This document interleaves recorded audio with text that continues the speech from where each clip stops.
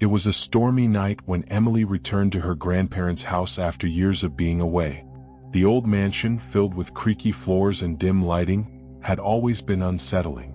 But it was the basement, sealed off with a rusted lock, that terrified her the most as a child. That night, as lightning illuminated the house, Emily noticed something odd. The basement door was slightly ajar. Shivers ran down her spine. Her grandparents always told her never to enter the basement. But curiosity clawed at her, so she grabbed a flashlight and made her way down. The air grew colder with each step, and a faint smell of mildew wafted up.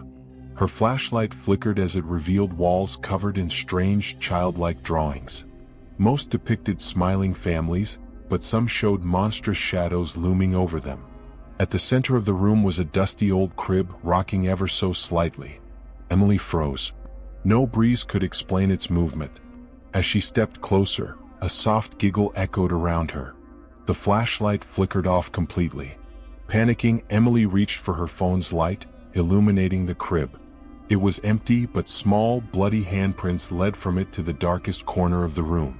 Suddenly, a child's voice whispered, "Why did you leave me here, Emily?" She spun around, but there was no one. Then the crib slammed against the wall. Emily screamed and bolted for the stairs, only to find the door had slammed shut. Something cold wrapped around her ankle. She looked down to see a pale, emaciated child clutching her leg, its face distorted into a grotesque grin. "Stay," it hissed. Emily's screams were muffled as the door locked from the inside. The next morning, her grandparents found the basement empty, except for the drawings on the walls, now including one of Emily holding hands with the ghostly child.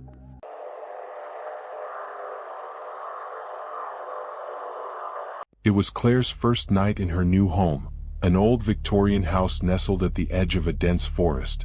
She loved the charm of the place except for one thing: the basement. The door to it was heavy, scratched, and bolted shut with a rusted latch. The realtor had been vague about it, dismissing it as just a creepy storage space. That night, as Claire was unpacking, a deep thud echoed from below. She froze. It was probably the old pipes, she thought, brushing it off. But then came another thud, louder and more deliberate. Against her better judgment, she grabbed a flashlight and unlatched the door. The basement stairs were steep, the air damp and suffocating. As she descended, the weak flashlight beam revealed cobwebbed shelves and old furniture. But in the far corner stood something odd, a full-length mirror covered in a white sheet. Approaching cautiously, Claire pulled off the sheet, revealing a filthy, cracked surface. But her reflection wasn't quite right.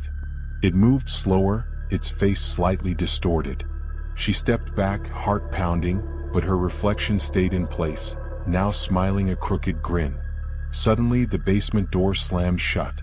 Claire screamed, racing up the stairs, only to find it wouldn't budge. The flashlight began flickering. She turned to see her reflection step out of the mirror, its distorted body now flesh and bone. "Why did you wake me?" it hissed in a raspy voice, its head tilting unnaturally. Claire stumbled back, her breath shallow. The thing lunged at her and everything went black. The next day, the house sat eerily quiet. The neighbors, curious about the new tenant, noticed someone standing at the basement window, a woman with lifeless eyes and a crooked grin.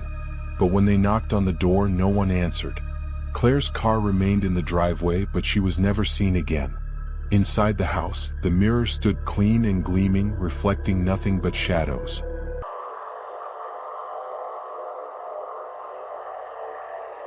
The old farmhouse had been abandoned for years when Jake and his friends decided to explore it one Halloween night.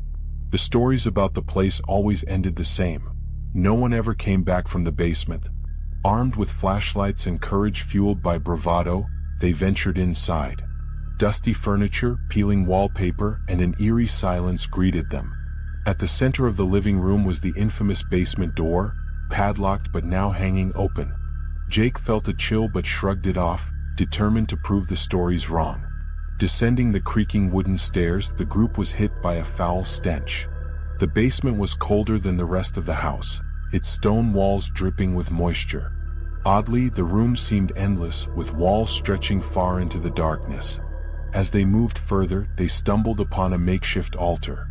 On it lay a cracked mirror, surrounded by melted candles and animal bones. Jake shone his flashlight on the mirror, only to see his reflection staring back, but grinning far wider than he was. A sudden thud came from behind. They spun around to find the basement stairs gone, replaced by a smooth, impenetrable wall. Panic set in as whispers filled the air, growing louder and closer.